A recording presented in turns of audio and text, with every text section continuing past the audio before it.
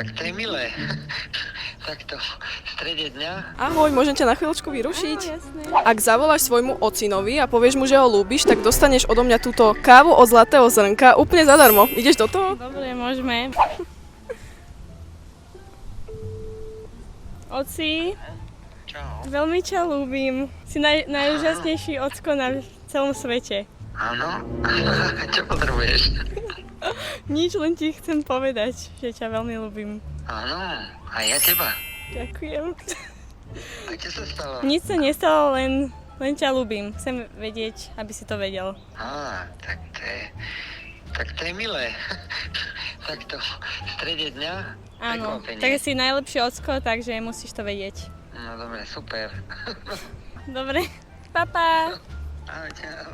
Ale ocková reakcia bola naozaj veľmi milá, máš zlatého ocina. Dúfam, že sa potešia. Keď sa blíži tento deň otcov, tak si myslím, že káva od Zlatého zrnka ho určite poteší. Ďakujem vám, veľmi sa poteší určite. Nech sa Kávu, páči. Takže ďakujem. A nezabudnite na svojho otca ani vy. Na zlatomzrnko.sk nájdete výber tej najlepšej kávy.